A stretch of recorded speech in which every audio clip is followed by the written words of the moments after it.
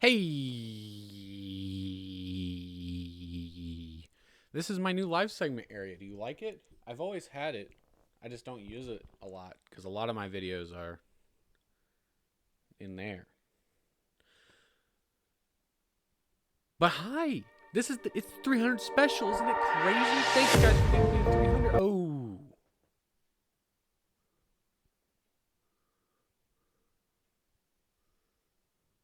we're already at 321.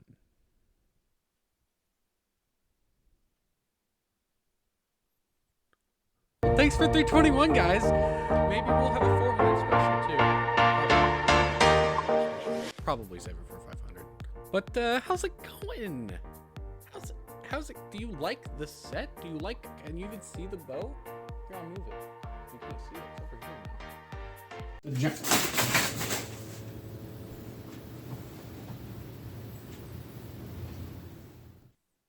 It won't fall off there. Okay. Anyway, how's it going? Today we're doing a behind-the-scenes video for all my videos that I do. This isn't going to be the last one by any means, but I am going to be slowing down the pace of how many movesets I do for a couple of reasons. Just wanted to put this out here. By the way, if you want to skip this, go here. But basically, I'm going to be slowing down the movesets because Multiversus isn't really a game anymore. Basically, I'm going to be slowing that down and replacing it with different concepts. I have a bunch of ideas for full-on game concepts, character concepts for other games. Yeah, I have, I want to do, and I'm probably going to do game for a Marvel superhero, akin to Spider-Man, and it will be like, oh, this character in the Insomniac Spider-Man universe, because they're doing Wolverine, so they can do other characters too. And it's really cool. I think, I just got to do the video. It's a really cool idea. I just wanted to share that I'm going to be doing that. So get excited or depressed, depending on if you only want to see the Multiversus stuff. It's not going to be instant, and it's not going to even be the next video. The next video will also be a moveset, but I'm going to be sort of making it so I can do just concepts in general. I kind of was doing that at the start of the year with Fortnite, but then I kind of got sidetracked and did a bunch of movesets in a row. So we're gonna try and bring that back. So movesets are not going anywhere, but they will be not the only thing I do. Anyway, now that you've listened to me tangent, let me move over to my script real quick. That isn't it. All right. So if you didn't know, I don't script my videos. They stay unscripted. For many reasons. It's easier to go back and change it. I don't feel like I've wasted time to script a thing and then I can't change it. This whole intro is unscripted. I haven't even started reading this yet. Actually, the first thing it says is a little intro thing where I briefly explain how this is the only scripted video I've done for the channel. That's directions, not telling me what to do. Well, no, that is what directions are. For this one, I wanted to script it just so it had a little bit more structure. Anyway, so I didn't really want to explain a real character in this video, even though that means this will get less views, but that's okay. Instead, I thought I should use a character that I've never really explained how he works, and I never really planned on doing a moveset for him either, myself. So typically in this part of the process, I'm looking up things like movies, books, games, TV shows, anything that you can think of that would be relevant, that will be coming out months in advance. That way I can pick something that will be relevant for when I do eventually get around to doing them. It usually takes me about 2.5 weeks to make a character, but for the more complex characters, I do write on them during the time that I'm making other characters. Now this character, I won't be doing every single move that I would normally do, and I won't even be editing and animating them like I normally would. So normally I have 3 notebooks. I've kind of lost my third one, but that's okay. So we'll find it. It's not a big deal. I just didn't know. But they have all my movesets in them. Each page is a different character, And they're set up like a spreadsheet. One is for my Smash concepts, one is for my Multiversus concepts, and one is for representing. Now, I've only done one of those so far. But it has both Multiversus and Smash characters in it. Well, that's the idea anyway. But, for instance, I start by adding the name of the character at the top of the page so that I can find them. And then I look at my other pages to rewrite the template. Specials at the top, then attacks, then if we're talking about Smash, throws, aerials, final smash. Now, when it comes to the way that I write them differently in the notebooks, for Smash, each section is a different type of move. Specials, attacks, each move gets one line, and typically I do a little drawing next to the move name to show what I mean, because like I said, I work on these over the course of a year sometimes, just sort of off and on, and if I don't remember what the name of the move means, then it's kind of not good. On the Multiversus notebook, I tend to do the top is specials, the bottom is attacks, and the special / attack also has its aerial version on the line directly under it. I like separating them just so it's easier to find.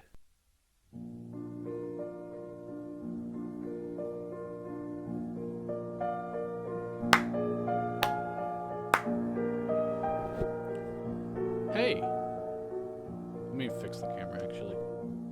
Hi. Funny thing, my laptop died somewhere when I said that, so I wanted to start over. So since I work on these all the time, having them separated makes it a lot easier to find them when I come back.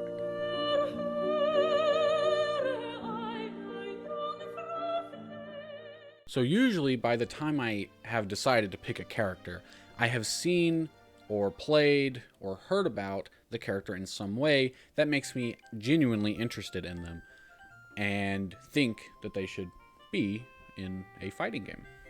Or at the very least, have the potential for a moveset.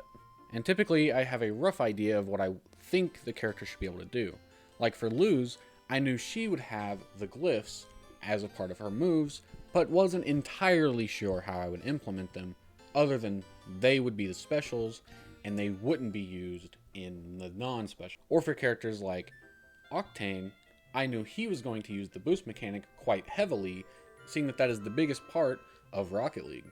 I also typically have a general idea of how they would play in terms of floatiness, speed, strength, and all of those things, as it would be kind of difficult to come up with a moveset if I didn't have all of those things in mind.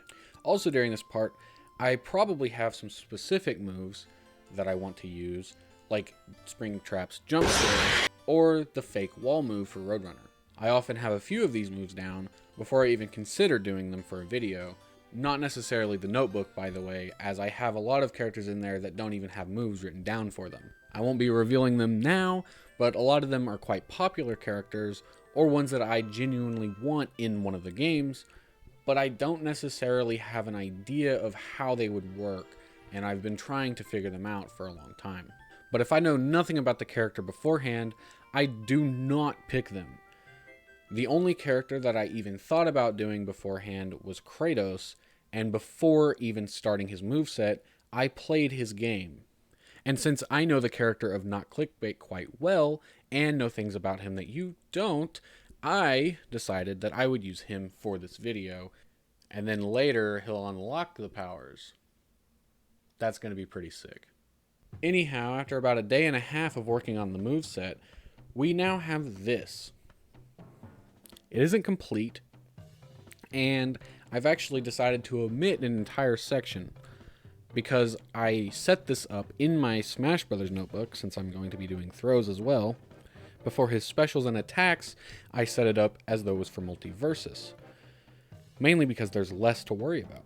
Such is the case here, I've decided to completely omit the aerials for both the specials and attacks. Now typically, around the 4-hour mark, I have a first draft of the moves. I do end up changing some of these while drawing them, or even sometimes have a good idea while recording. Say it, go back and draw the thing, and then edit it in later. Usually, I do have good ideas while recording and either fill in blank sections or change an entire move right then and there. Or sometimes I end up just changing parts of a move, like how it works. For instance, Mr. Beast's money system I did change on the spot and was meant to only use money, and he would have to gain money over time instead of by hitting players with moves. I also, when I changed that part of the moveset, I also had to end up changing the entire moveset during recording, which is why I don't script videos. Oh, and did I mention, typically while making a moveset in my notebook, I will name the moves, like how fighting games name the moves, giving them a goofy little Bruce Banner, Peter Parker type name that is fun and goes with the character. Sometimes I don't. Sometimes it just says punch or something. But however, sometimes, like in my 5th video of the series for Scorpion, I call the move the exact name that it is based on. Like almost every move for Scorpion was directly based on another move from Mortal Kombat. And honestly, I should start putting those names at the bottom of the screen. They're pretty good, some of them. Maybe not, though. Might make me stress out trying to actually come up with good names for every move. We'll see. Now that we have our final moveset, or somewhat written down, we go to my software of choice, Krita. Now, typically, I would use my handy-dandy drawing tablet, but for this, I didn't want to, and also it likes to not connect sometimes, for no reason. So I usually end up using my laptop, which has a touchscreen on it. Typically, I draw a neutral fighting game pose first for every character. Whether or not I end up using it is down to the moves that I have and if I want to show them off standing still at any point during the editing. It's really only for, do you want to use it? Probably not, but it could come in handy. Then I look over at my notebook, typically at the first section, which is specials, and draw all of the specials onto one image. Now, I used to do them on a plain white background, which made it a lot harder for me to animate with. I couldn't have things go behind them unless I chroma keyed the white, and I couldn't have white characters. Any character that was solid white would not work. Now, I don't typically have any characters that use solid white in them, and there's only been a couple of times where I've had to change the background to black to show off a character. One was in the Ben 10 episode, and one was in the last episode with Luz. But it could always come in handy to have something be able to go behind a character and not have to have some fuzzy lines around them due to a chroma key. So I draw all of the specials onto one PNG, then the attacks, then the aerials, then the throws, then the final smash. Now, typically final smashes range multiple pages, and sometimes I don't even use my own images. I just have an idea and find them doing it from a cutscene somewhere else. But now that we have our images, let's go over to the recording booth. Hi. I'm in the recording booth. Typically this thing is on this thing, but I'm facing the camera. So I don't really want to look like an idiot like this. I don't like it coming from behind me. It looks really weird when it comes from behind me. So I just don't do it. But there it is. All right, so now that we have our audio, let's open up my editing software. I use Filmora 12 personally because it's not a subscription model, and it was fairly cheap for an editing software. It does the bare minimum that I need it to for these kinds of videos, so it's fine. But now that we have our audio and we're in the editing software, let me show you some of our editing. So if you've watched any of these videos before, you know there's about 3 different kinds of moves that I show off.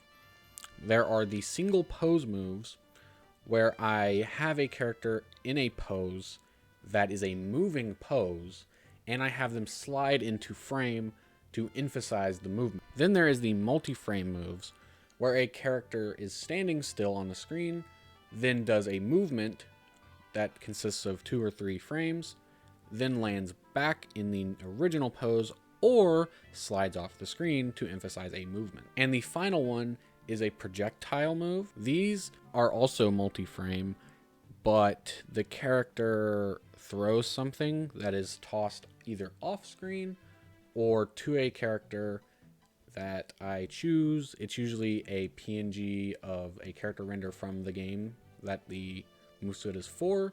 So if I'm doing a Smash moveset, I usually pick Mario or Bowser or someone. And then for something like Multiversus, I usually go with a Steven or Black Adam or something. It really depends on the character too. I like to match the character with a character from the game that kind of goes with them. So for instance, when I did Jinx, I used Black Lightning, Jesus Christ. I paired her with Black Adam because they both use lightning. I also had a sneaky little red lightning thing in that. Did anybody notice it? Did they get the hint? And also sometimes I will get a character that I explain a move with.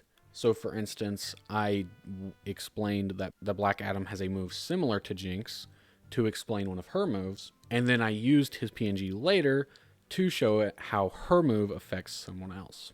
Also, typically, if I say something for Multiversus especially, where a move affects a teammate in some way, I will use a good guy character, and when it affects a bad guy, it uses a villain character. Probably just subconsciously, but it does happen. And I think it ends up looking pretty good, and it gets the point across a little better visually than it would otherwise. Especially when you pair a character with a character that it makes sense to pair them with.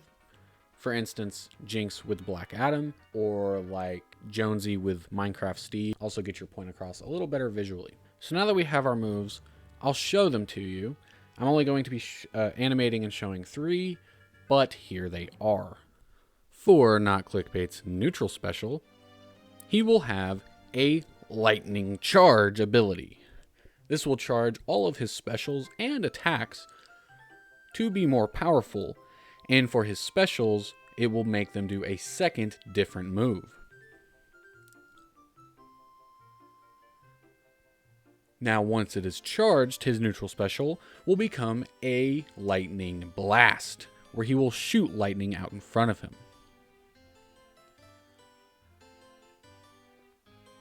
For his down special, NOTCLICKBAIT will teleport through his shirt and out somewhere else. But if you have lightning charged up, he will lightning explode around him. For his side attack, NOTCLICKBAIT will throw Jeremy off to the side.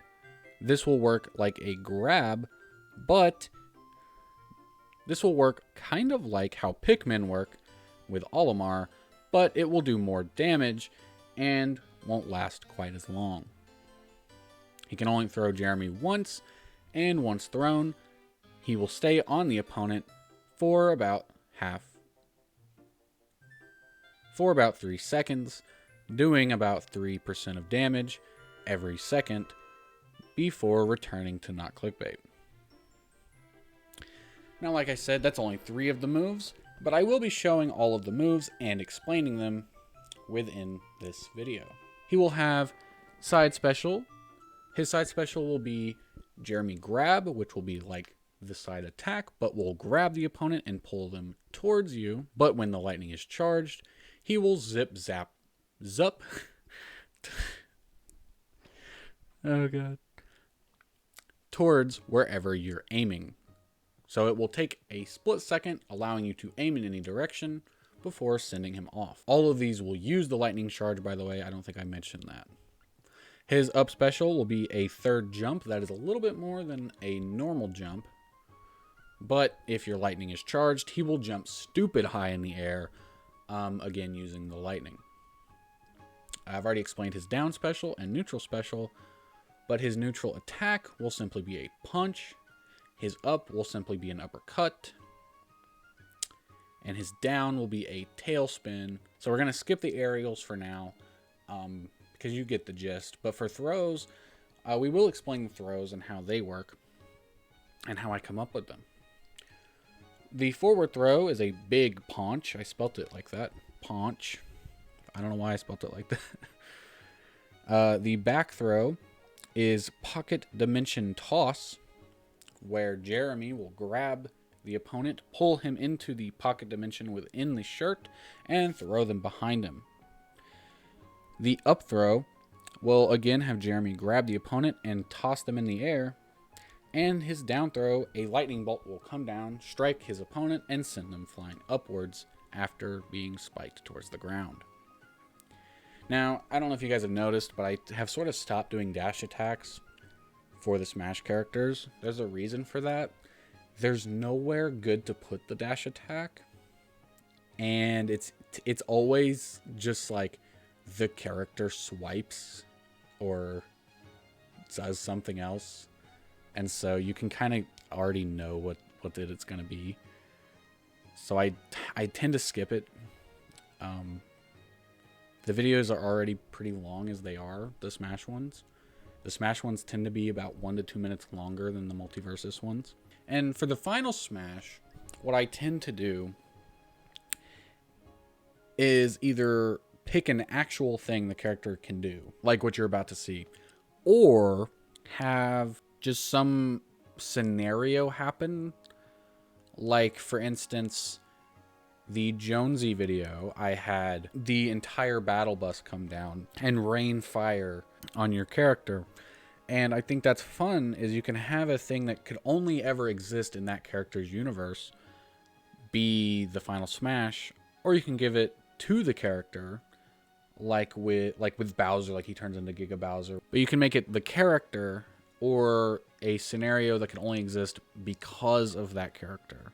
Yeah, so for NOTCLICKBAIT's final Smash, he will grab the opponent into the pocket dimension within his shirt and travel the Omniverse, going to every location he's been before finally throwing him back on the stage, and they explode into the blast zone.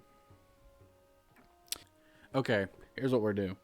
Right after I'm done recording this, I will put up a questionnaire about what move out of these moves is NOTCLICKBAIT gonna have, and however many I can do will be fake, and then one of them will be a real move that he'll have. And if the majority of people can guess it right, I will put this in the video. So if they didn't, then the next part's not in the video, and it'll be bleeped out, and you guys are gonna have to wait. But I'll tell you the name of this guy. Also, I will be showing him off here, if fully, if you guys as well. So here he is fully, or maybe it's not the full image and it's just a little,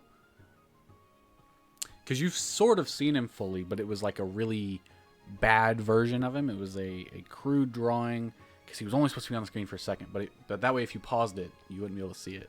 I don't know if anyone tried to do that, but yeah, it is clear. It's supposed to not be able to tell what it is. Also, this is not what he's going to end up looking like all the time. I have another image like this for NOTCLICKBAIT that is, like, you know, good and detailed and stuff. That isn't what he looks like all the time. There's a couple of reasons for that. It would just take me too long to draw this every time in a different pose. I spent like many hours drawing this image. Yeah, there it is, if you guessed it right. And I will be giving you his name. His name is Bait. It's spelt on the screen. What does it stand for? Well, you're going to have to find out.